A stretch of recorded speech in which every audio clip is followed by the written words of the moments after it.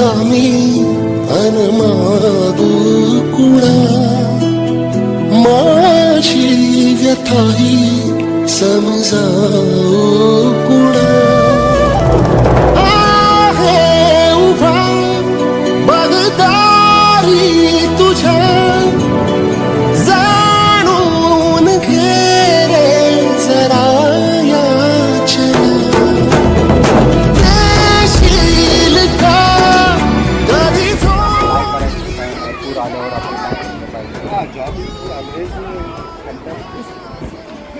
तुम्हाला कंटाळा येतो तसं आम्ही आमचं काम केलं की आम्हाला पण कंटाळा येतो, पण आम्ही तेवढीशी पुरेशी काय म्हणतो त्याला आरामाने झोप घेतो आणि परत नवीन आम्ही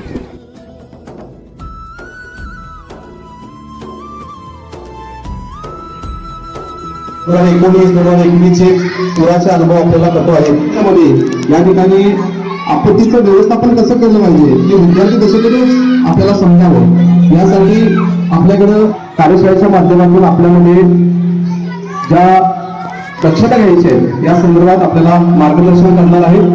त्या निमित्तानं या ठिकाणी उपस्थित असणारे भारतीय जवान इंडियावरचे त्यांचं प्रथमतः मी या ठिकाणी मुख्याध्यापक या नात्याने सरचे स्वागत आणि अभिनंदन करतो. आपल्या सर्वांना गर्व वाटावा असं यांचं कार्य असतं हे आपल्याला माहीत असावं. कोल्हापूर जिल्ह्याचा अनुभव असा आहे की पूरबाधित हा जिल्हा आहे. काही संकटांना आपणही सामोरे गेलेलो आहोत आणि अशा पूरस्थितीमध्ये या आपत्तीचं व्यवस्थापन आता कसं करायचं ते आपल्याला धडे घेतलेच पाहिजे. त्याच वेळेला आपण धावून जातात अनेक नागरिकांचे प्राण वाचवण्याचं काम आपल्या हातून होतं. हे चांगलं काम आपण करतात. सर्वांना माझा पूर्वप्रथम नमस्कार. आदरणीय मुख्याध्यापक स्वामी सर, शिक्षक शिक्षकेतर स्टाफ, सर्व विद्यार्थी आणि विद्यार्थिनी म्हणून आज मी हवालदार मेजर संदीप पवार आपत्ती व्यवस्थापन या विषयावरील लेक्चर कम डेमॉन्स्ट्रेशन या सेशनमध्ये आपत्ती म्हणजे काय तुम्हाला माहित आहे, कल्पना आहे. ऍक्सिडेंट प्रोन एरिया पण आहे ना तुमच्या स्कूलच्या आजूबाजूला, तर एक हायवे गेलाय मोठाला है ना. मग ऍक्सिडेंटच्या केसेस पण तुमच्या डोळ्यासमोर कधीच बघितल्या असतील तुम्ही है ना. एवढं मोठं ग्राउंड आहे, छान ग्राउंड आहे, एकदम पटांगण आहे. खेळता खेळता पडल्यानंतर तुम्ही काय करता? प्रथमोपचार मध्ये तुम्ही तर एकदम शुद्ध प्रथमोपचार म्हणून शब्द वापरला भेट. पण त्याच्यासाठी आपल्याकडे काय काय उपलब्ध असतं, आपण काय करतो? जसं खर्चातलं तर लगेच थोडंसं रक्त आलं तर आपण काय करतो? तिथंच थोडंसं दाबून धरतो आणि स्वच्छ धुवून घेतो आणि लगेच जातो. पण जास्त लागला असेल, एखादा चांगला कट लागला असेल, एखादी चांगली अशी गोष्ट तुटलेला असेल, अशा वेळेस तुम्ही काय कराल? ते रक्त थांबवण्यासाठी तुम्ही काहीतरी प्रयत्न कराल ना. इव्हन डोक्यामध्ये लागला असेल किंवा हाताला कुठेतरी कट लागला असेल, तर अशा वेळेस तुम्ही ते रक्त थांबवण्यासाठी जी काही पद्धत अवलंबाल, पण ते आपल्याला माहित आहे की नेमक्या बाबांनो मेडिकल टर्म मध्ये एक्झॅक्ट कोणत्या पद्धत आहे तुम्हाला कल्पना आहे? बँडेज आणि पट्टी. पण खेळता खेळता तुम्ही पडली आहेस किंवा कुठे गाडीने जाताना पडली आहेस, आपल्याकडे त्यावेळेस ह्या गोष्टी अवेलेबल असणार आहेत. अरे वा वा वा हळद. कारण आपल्या आई वडिलांनी आपल्याला आजपर्यंत हे सांगितले काय हळद याची लावायची. हा ठीक आहे, देशी उपाय आहे, छान आहे. पण ऍक्च्युली जर का आपल्याला योग्य पद्धत माहीत नसेल तर हे कशासाठी करायचं माहित आहे तुम्हाला? हा सांग तू काय म्हणते? चल इकडे बाळ, तुझं नाव सांग अगोदर. संस्कृती Amol Patil. Okay, very good. संस्कृती बोल. रुमाल दाबून धरणार. Very good. टाळ्या वाजवण्यासाठी संस्कृतीसाठी. तर आजचा आपला जो सब्जेक्ट आहे हाऊ टू कंट्रोल ब्लिडिंग. हे जो मित्र आहे तो अचानक खेळता ग्राउंड वरती तो पडला. तर सुरुवातीला आपण काय सांगितलं की बाबांना डायरेक्ट प्रेशर अप्लाय करायचं आहे.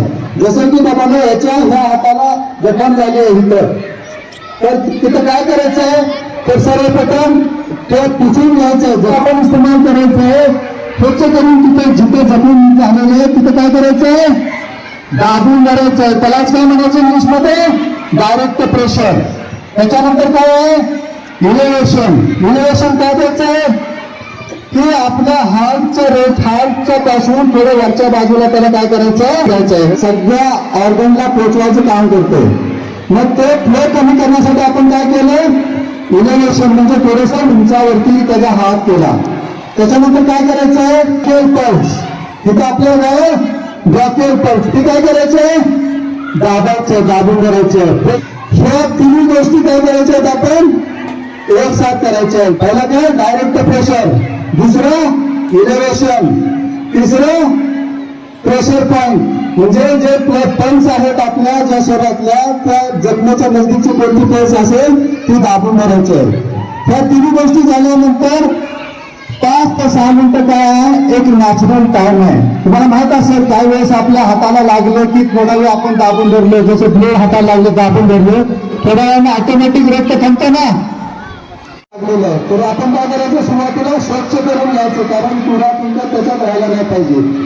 त्याच्यानंतर तुम्ही काय कराल, दुसरे बॉक्स पीस घ्यायचं, तिथे दाबून धरायचं, तरी काय रक्ताचा फ्लो थांबवला. तर तुम्ही काय कराल, अजून एक बॉक्स पीस घेऊन तर काय कराल तुम्ही ते त्याच्यावरती अप्लाय करायचं, म्हणजे ठेवायचं, त्याला दाबून धरायचं. पण पहिलं तिथून हात हटवायचा नाही. हात हटवला तर काय होऊन लगेच ब्लड बाहेर येऊ शकतो. बरोबर. तर त्याच्यानंतर काय करायचं, हे आमच्याकडे काय आहे, ट्रँग्युलर बँडेज आहे. तुमच्याकडे काय आहे, रुमाल मुलींच्याकडे स्कार्फ असतो, याचा वापर करून तुम्ही ड्रेसिंगसाठी वापर करू शकता. हे काय करायचं, पुढून एक फोल्ड मारायचं आहे. ट्रँग्युलर बँडेज म्हणजे त्रिकोणी आकाराचं, ठीक आहे. तर त्याला काय करायचं की अशा पद्धतीनं कपाळाच्या बरोबर लावून तिथं हा हात जिथं लागलेला तिथं दाबून धरले आणि त्याच्या बरोबर पाठीमागं काय करायचं, एक गाठ मारायचं, त्याचा जो मधला भाग आहे तो खालच्या बाजूने घ्यायचा आणि त्याला काय करायचं, दोन्ही बाजूचे जे रोल आहे त्याला रोल करून घ्यायचं, रोल करून एक प्रॉपर, आणि त्याला पण रोल करायचा आहे, सिंगल रोल करायचा आहे. आणि जिथून जखम आहे आपल्या त्याच्यावरून काय करायचं, पाठीमागं घ्यायचं. हे समोरून त्याच्या जखमेवर आपण त्याला एक मोराल सपोर्ट पण द्यायचा आहे, की त्याला भावनात्मक सपोर्ट द्यायचा आहे की तुला काही होणार नाही, आम्ही लवकरात लवकर तुला दवाखान्यात पोहोचवतो. अशा हार्ट अटॅक आल्यानंतर मृत झालेल्या व्यक्तीला पुनर्जीवित करण्यासाठी जी पद्धत अवलंबली जाते त्याला आपण काय म्हणायचं, CPR. CPR तू सांग, तुझं नाव काय, साईराज यादव. म्हणतोस काय सांगतो CPR बद्दल, दोन्ही हाताने रुग्णाच्या छाती दाबणे. Okay, very good. चलो ठीक आहे, सायरासाठी टाळ्या. CPR काय आहे, कार्डिओपल्मोनरी रेसिसिटेशन. की बंद पडलेल्या हृदयाला पुनर्जीवित करण्यासाठी जी पद्धत आपण अवलंबतो त्याला आपण काय म्हणायचं, CPR. पडल्या त्याला तुम्ही काय करायचं, सुरक्षित ठिकाणी एखादा हार्ड सरफेस बघायचा, अशा ठिकाणी त्याला घेऊन यायचं आणि त्याचा अलर्टनेस चेक करायचा. अलर्टनेस म्हणजे काय, की तो होश मध्ये आहे कितपत काय आहे त्यासाठी आपण काय करायचं, 3 वेळा त्याच्या छातीवरती जोरदार आपण काय करायचं, मारायचं, फटकटी मारायची. हे आर यू ओके, हे आर यू ओके, असं 3 वेळा म्हणायचं. आपल्या लक्षात येईल की हे काय तर रिस्पॉन्ड करतो की नाही. पण ह्याच्यात काहीही हालचाल झाली नाही, त्याने काही रिस्पॉन्ड केला नाही. अशा वेळेस आपण काय करायचं, आपल्या बरोबर दुसरा एक वैभव बरोबर सचिन नावाचा मित्र असतो, तो लगेच काय करेल, अलर्ट EMS काय, इमर्जन्सी मेडिकल सर्व्हिसेस. तर त्याचा आपण कोणाला फोन करेल, ॲम्ब्युलन्ससाठी किती नंबर आहे, 108. हा सर्वांना माहिती पाहिजे, ठीक आहे. तर आपण लगेच त्याला काय करायचं, 108ला कॉल करायचं. साईराज लगेच फोन करून सांगेल की सर असं आमच्या सुरई हायस्कूल सुरईच्या पटांगणमध्ये ग्राउंडमध्ये माझा मित्र पडलेला आहे आणि इथे मी त्याला प्रथमोपचार देतो, तोपर्यंत तुम्ही लवकरात लवकर पोहोचा. तुम्ही EMS अलर्ट केलं, त्याला लगेच तुम्ही काय करायचं, सुरुवाती त्याच्या पुढची कारवाई काय, लगेच चेक CME सर्क्युलेशन, एअरवे आणि ब्रीथिंग, त्याचं लगेच चेक करायचं आहे. सर्क्युलेशन कोणतं काय तो चेक करायची ना, सर्क्युलेशनसाठी त्याच्या नजदीक पल्स कोणती आहे, कॅरोटिड पल्स. प्रत्येकाच्या दोन्ही बाजूला, इकडच्या पण बाजूला आहे आणि इकडच्या पण बाजूला, दोन्ही बाजूला आपला काय कॅरोटिड पल्स आहे. त्या कॅरोटिड पल्स आपण काय करायचंय, चेक करायचंय. कॅरेटिन टेस्ट आपण चेक केल्यानंतर त्याचा एअरवे चेक करायचा आहे. एअरवे चेक करण्यासाठी आपण काय करायचं की तो अचानक पडलेला आहे बाबा, ट्रॉमा पेशंट आहे, तर त्याच्यासाठी जर मेडिकल पेशंट असेल तर आपण हे चीन लूपचा वापर करायचा. म्हणजे कपाळाला दाबायचा आहे, त्याच्या जी ह्युमिडिटी आहे त्याला असं दाबून त्याचा एअरवे क्लिअर करायचा आहे. कशासाठी? आपण जे सीपीआर देणार आहोत, सीपीआर देताना आपण जी श्वास, कृत्रिम श्वास देतो ते त्याला प्रॉपर भेटले तरच तो जीवित होऊ शकतो, अदरवाईज नाही. म्हणून त्याचा एअरवे क्लिअर करायचा आहे. एअरवे क्लिअर करताना आपण बघायचं की त्याची जीभ पलटी तर नाही झालेली, पलटी झाली असेल तर ठीक करायची, किंवा काही एखादा ऑब्जेक्ट तर त्याच्या तोंडात काय अडकलेलं तर नाही हे आपण चेक केलं. त्याच्यानंतर जर का ट्रॉमा पेशंट आहे म्हणजे आपण खेळता पडलेले आणि ते हे केलं, त्यावेळेस आपण काय करायचं, त्याच्या डोक्याच्या पाठीमागच्या बाजूला येऊन जॉ थ्रस्ट मेथडचा इस्तेमाल करायचा. जॉ थ्रस्ट म्हणजे काय, आपण आमचं जवान बघा दाखवतो इकडे बघा, ह्याचं काय करायचं, आपल्या जबड्यामध्ये असं चारी बोटं घालायचे आणि दोन्ही अंगठीच्या सहाय्याने त्याचा जबडा ठेवायचा आहे. ते जबडा ठेवून आपण बघायचं की त्याचं काय तर तोंडामध्ये काय अडकलं तर नाही, किंवा जी पलटी झाली असेल तर ठीक करायचे. क्लिअर केल्यानंतर आपण काय करायचं, त्याचं ब्रीथिंग चेक करायचं आहे की बाबा हा प्रॉपर श्वास घेतोय का नाही. त्यासाठी एक मेथड आहे, त्या मेथडचं नाव आहे LLF, लूक लिसन प्रूव्ह. त्याचं काय करायचं आहे, तर त्याच्या छातीचा उठाव व्यवस्थित होतो का नाही चेक करायचं. आपण काय करायचं, कान लावायचा आहे त्याच्या नाकापासून आणि चीन म्हणजे आपला गाल पण तिथे मी बघायचा आहे. आपण बघितलं की त्याच्या छातीचा उठाव प्रॉपर होतो का नाही, लूक केलं. लिसन काय केलं की जसं आपण श्वास घेतो तर आपल्या श्वासचा एक आवाज होतो ना, असा आवाज आपण चेक करायचा आणि फील पण करायचं. ज्यावेळेस श्वास देतो त्यावेळेस आपल्याला गरमाहट महसूस होईल आपल्या गालावरती. पण हे सर्व चेक केलं आणि आपल्याला सगळ्या गोष्टी काय झाल्या ना ऍबसेंट भेटल्या. तर आपण काय करायचं होतं, हे सगळं झाल्यानंतर आपण लगेच स्टार्ट सीपीआर. पण सीपीआर स्टार्ट करायच्या अगोदर आपल्याला आपल्या हार्टचं लोकेशन माहिती पाहिजे. हार्टचं लोकेशन जे आहे ते आपल्या डाव्या बाजूला नसून ते सेंटरला आहे आणि ते आपल्या डाव्या बाजूला फक्त थोडंसं झुकलेलं आहे. तर हार्टचं लोकेशन कुठे आहे, सेंटरला, ठीक आहे. आणि मुठ्ठीच्या आपल्या बंद केल्यानंतर मुठ्ठी जसे आहे तशा आकाराचे आपलं हे हार्ट ऑर्गन आहे, ठीक आहे. तर हार्ट लोकेशन डिटेक्ट करण्यासाठी दोन पद्धती आहेत. पहिली पद्धत, आपल्या ज्या बरकड्या आहेत दोन्ही बरकड्या, त्या दोन्ही बरकड्याच्या बाजूने दोन्हीकडून हात घालायचा. जिथं सेंटर येते तिथं जे सेंटर येते तिथे हड्डी लागते त्याला आपण म्हणतो झायपाड प्रोसेस, सूर्यचक्रासारखं. ही एक पहिली पद्धत झाली, रिब्स टू रिब्स. दुसरी पद्धत आहे स्टर्नम. आपल्या दोन्ही रिब्सच्या दोन्ही बरकड्याच्या मध्ये इथं छातीपासून एक हड्डी येते ती सरळ खाली हात आणून आलं आणि जिथं संपते आणि लास्टला जी एक हड्डी लागते तिथं आपण काय करतो, तिथं त्या झायपाड प्रोसेस आहे त्याच्यावरती दोन बोटं ठेवली की समजायचं ते आपल्या हार्टचं लोकेशन आहे. आपण हार्टचं लोकेशन डिटेक्ट केलं त्याच्यानंतर काय करायचं, आपला हा मास्टर डावा हात आहे त्याची काय करायचं, दोन्ही हाताच्या उंगल्या काय करायच्या एकमेकांमध्ये फसवायच्या. फसवल्यानंतर काय करायचं, आपली जी पोळी आहे ती काय करायचं, लॉक बॉडी पोस्चर थोडंसं अपराज म्हणजे थोडंसं वरती पूर्ण बॉडीचं पोस्चर आलं पाहिजे. आणि तो काय करायचं, स्टार्ट सीपीआर. त्यावेळेस आपण काय करायचं, इथं एका अडल्टसाठी 30 कंप्रेशन द्यायचे, 30 वेळा छाती दाबायचे आणि 2 वेळा श्वास द्यायचे. तर असं 30 वेळा आपण दाबायचे छाती त्या व्यक्तीची. 30 वेळा छाती दाबली की लगेच आपण काय करायचं, 2 वेळा श्वास द्यायचे. श्वास देताना लक्षात ठेवायचं काय, आपण रुमाल पण वापरू शकतो, इथं आमच्याकडे काय फेशियल. तर हे काय करायचं, त्याच्यावरती टाकायचं आणि नाक पिंच करायचं, नाक दाबायचं, आपण स्वतः श्वास घ्यायचे आणि त्याला द्यायचे. 2 वेळा असं श्वास घ्यायचे आणि द्यायचे. परत लगेच हे कंटिन्यू करायचं आहे, स्टार्ट सीपीआर. हे असं एका मिनिटामध्ये आपल्याला असे सायकल किती करायचे, 4 ते 5 यानी की 100 ते 120 वेळा आपल्याला छाती दाबायची आहे आणि 10 वेळा कमीत कमी श्वास घ्यायचे. किती दाबायचे, 5 ते 6 सेंटीमीटर यानी की 2 ते 2.5 इंच एवढी छाती त्याची दबली पाहिजे, तेव्हा आपण त्याला प्रॉपर इफेक्टिव्ह CPR म्हणू शकतो. हा आरो ओके आरो ओके कसा मी खाली बघा. हा बस यस. आग म्हणजे काय?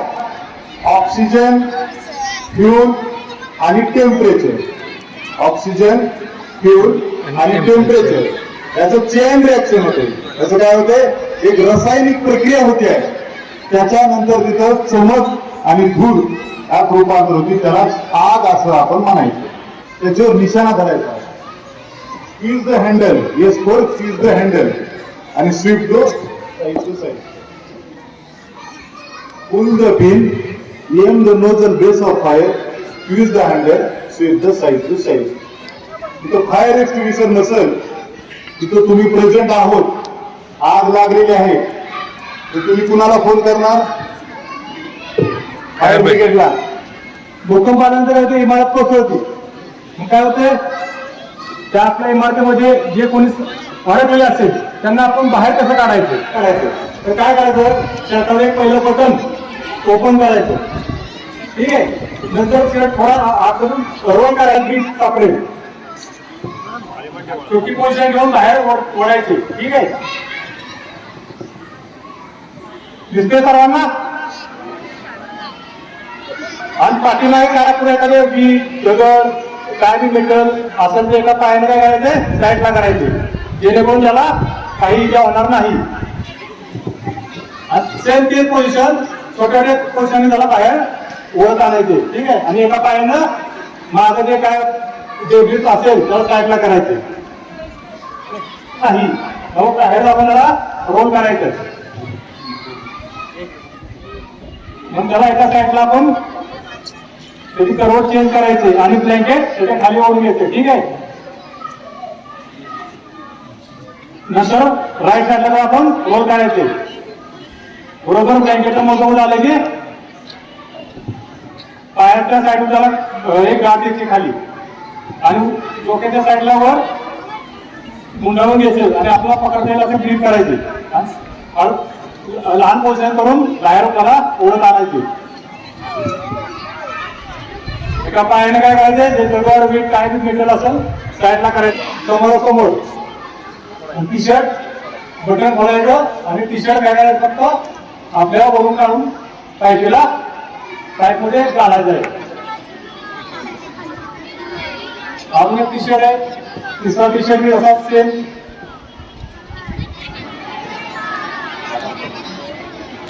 जे आपण टी शर्ट पासून टेम्परेचर बनवलं आहे.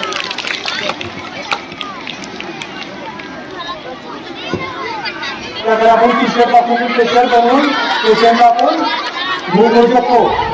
त्यासाठी करायचं? दोन्ही चोरीला कट करायचं साईडनं. ठीक आहे. इकडून आणि या साईडून कट केल्यानंतर काय करायचं? आता दोन पाय नसायला आपण आपल्या घ्यायचे. जिथं आपण कट केलेलं आहे तिथून आपण पाय हात टाकलेले आणि दुसरी गोळी घ्यायची सेम कशी तिकडून टाकायची.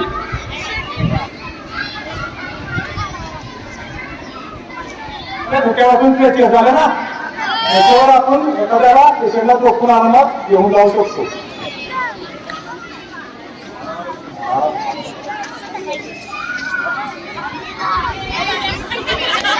काय गरज झाले. ठीक आहे. जर अशी भविष्यात कधी अशी आपदा आली, सुसज्ज असं काय आहे? पटांगण आहे, ग्राउंड आहे. पडायचे रूट्स काय पाहिजे? निर्धारित पाहिजे. है ना? की बाबांनो आपण जर भूकंप आला तर आपण बाहेर पडायचे. तुमच्या स्कूलचं जे डिझाईन आहे ते अगदी व्यवस्थित आहे. एकदम हेल्थ टाईप मध्ये आहे. तुम्हाला बाहेर पडायला अजिबात दिक्कत नाहीये.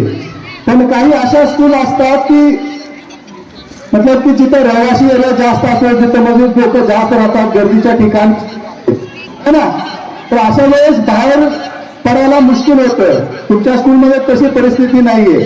पण अशा वेळेस प्रॉपर एंट्री आणि एक्झिट रूट निर्धारित पाहिजे. खाली पडायचं आपल्याला डोक्यावर, तिथे दप्तर काय करायचं? त्यावर कव्हर करायचं आहे.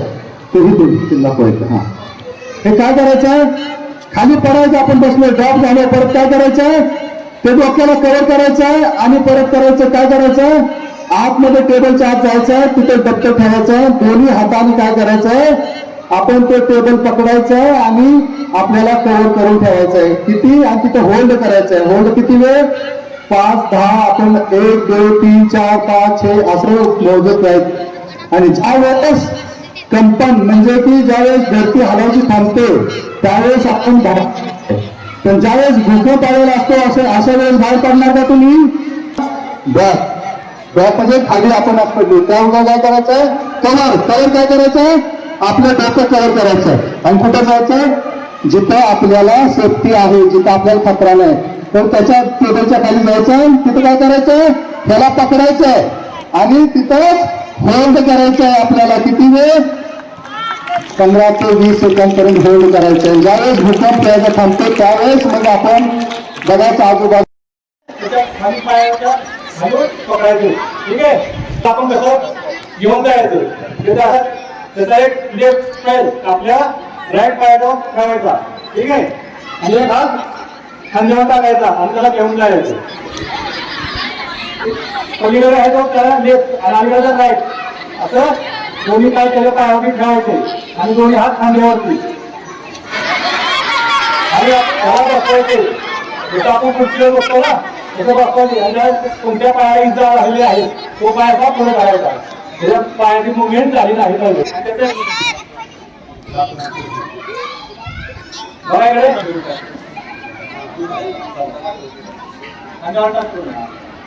आहे टू हँड कॅरी. पूर आल्यानंतर आपण काय करायचे, काय करू नये याच्याबद्दल तुम्हाला थोडंसं सांगणार आहे.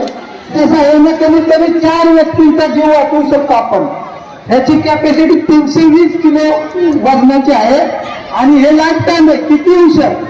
ठीक आहे, जर माणूस बुडत असेल त्याच्याजवळ तुम्ही टाकलं हे त्यांना पकडलं तर 4 व्यक्तींचा जीव अगदी आरामात वाचवू शकतो. एवढी कॅपॅसिटी ह्या एका इक्विपमेंट मध्ये आहे. ठीक आहे, इथे एक पकडल, या नशीला त्या नशीला, अशा 4 वस्तू आहेत. 4 वस्तूला किंवा मध्ये पकडलं तरी चालेल. याच्यामुळे 4 व्यक्तींचे प्राण ॲट ए टाइम आपण वाचवू शकतो. आता दुसरे लाईफ जॅकेट, ह्या जे मुलांना घातलेले ना, गौरेशला जे घातलेले त्याला आपण काय म्हणतो, आणि लाईफ जॅकेट ची कॅपॅसिटी 100 ते 120 किलो वजनाचे. ठीक आहे, म्हणजे 100 ते 120 किलो वजनाचा व्यक्ती याला घालून कमीत कमी 72 तास लाईफ जॅकेटला घालून स्वतःचं संरक्षण करू शकतो.